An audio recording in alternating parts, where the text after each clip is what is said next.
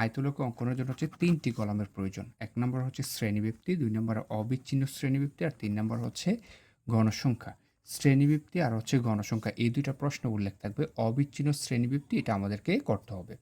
আমি হচ্ছে অজীব রেখা অঙ্কনের ক্ষেত্রে অবিচ্ছিন্ন শ্রেণীব্যক্তি কীভাবে বের করতে হয় সেটা দেখাইছি যে নিম্ন সীমা থেকে 1 মাইনাস করে দিলে হবে।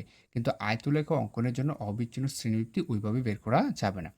আয়তলেখ অঙ্কনের জন্য অবিচ্ছিন্ন শ্রেণীব্যক্তিটা কীভাবে বের করতে হবে? এই যে নিম্ন সীমা আছে 31, নিম্ন সীমা থেকে 0.5 কী করতে হবে?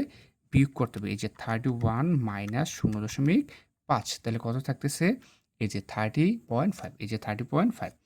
আর উচ্চ সীমার সাথে কী করতে হবে? উচ্চ সীমার সাথে হচ্ছে 0.5 কী করতে হবে?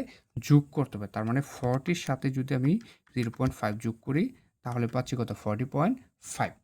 তারপর একইভাবে তাহলে এই প্রথমটা করতে পারলে বাকিগুলা ক্যালকুলেটর লাগবে না, সহজে বের করা যাবে। কীভাবে? এইখানে লাস্ট কত আছে? 40.5 না? তাহলে এটা শুরুতে চলে আসবে, ঠিক আছে? তারপর কি 50, তাহলে 50.5, আবার 50.5 শুরুতে চলে আসবে। এখানে কত আছে? 60, হবে কি 60.5, আবার 60.5 এখানে প্রথমে চলে আসবে, 60.5 এখানেও চলে আসবে, তারপর হবে কি 70.5, তারপর 70.5 আবার এখানে চলে আসবে, তারপর হবে কি 80.5, এটা আবার এখানে চলে আসবে, এভাবে হবে, ঠিক আছে? আর গণসংখ্যাতেও উল্লেখ থাকবেই। এবার হচ্ছে ছক কাগজে কীভাবে বসাবো? ছক কাগজে x অক্ষ বরাবর বসাবো কি অবিচ্ছিন্ন শ্রেণীব্যক্তি, y অক্ষ বরাবর বসাবো ঘনসংখ্যা।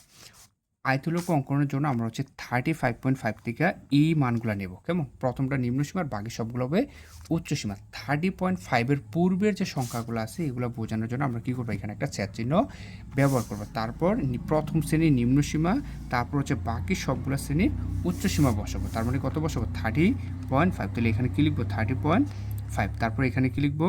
40.5।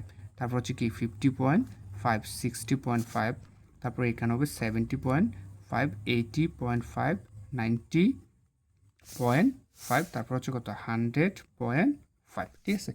এবার ঘনসংখ্যা কোথায় বসাবো? ঘনসংখ্যা হচ্ছে প্রথম শ্রেণীর যে নিম্ন সীমা আছে না, ওইটা থেকে বসাতে হবে, কেমন? তাহলে প্রথমে ঘনসংখ্যা কত আছে? 4, তাহলে এই 30.5 বরাবর 4 বসাতে হবে। তাহলে 4 কোথায়? 1 2 3 4 এইখানে। তারপর গণসংখ্যা কত আছে? 6, তাহলে 6 হচ্ছে এইখানে। তারপর গণসংখ্যা হচ্ছে 8, তাহলে এইখানে হচ্ছে 8। তারপর হচ্ছে কত? 12, তাহলে 12 হচ্ছে এইখানে। তারপর হচ্ছে কত? 9, তাহলে 9 হচ্ছে এইখানে। তারপর হচ্ছে কত? 7, তাহলে এই যে এইখানে হচ্ছে 7। তারপর হচ্ছে কত? 4, এই যে 4। তাহলে আরও একটা ঘর বাকি রয়ে গেল না? তাহলে মনে রাখতে হবে আয়তলেখ অঙ্কনের ক্ষেত্রে শেষের দুইটার গণসংখ্যা সেম হবে। তাহলে এইটা যেহেতু 4 এ শেষ হয়েছে তাহলে এখানেও কত হবে? 4 হবে। যদি এটা 10 এ যায় শেষ হইতো তাহলে এটাও কি হবে? 10 হবে। এখন কি করব? এটা আমরা যোগ করব। কিভাবে? দেখো, এই যে এইখান থেকে এখানে যোগ করব, ঠিক আছে? যোগ করার পর এই বিন্দুতে আসার পর আমি বরাবর যাব। যাওয়ার পর এখন বিন্দুটা কোথায় আছে? উপরে না? তাহলে উপরের দিকে যাব, কেমন? তারপর আবার হচ্ছে বরাবর আসবো, বিন্দু উপরে, উপরের দিকে যাব। তারপর এই বরাবর আসবো, দেন বিন্দু হচ্ছে উপরে, উপরের দিকে যাব। তারপর হচ্ছে এই যে বরাবর আসবো, এবার বিন্দু কোথায় আছে? নিচের দিকে না? তাহলে নিচের দিকে চলে আসলাম। তারপর আবার বরাবর যাব, দেন নিচের দিকে আসবো। তারপর হচ্ছে এইখানে হবে, তারপর নিচের দিকে আসবো, তারপর এটা এই বরাবর হবে, দেন এই বরাবর যোগ করে দেবো, ঠিক আছে? এবার কী করবো? আমরা স্কেল দিয়ে হচ্ছে এইগুলা এভাবে যোগ করে দেবো এখান থেকে এখান পর্যন্ত। অর্থাৎ বিন্দুগুলো পর্যন্ত কী করবো? এই দাগগুলা দিয়ে দেবো।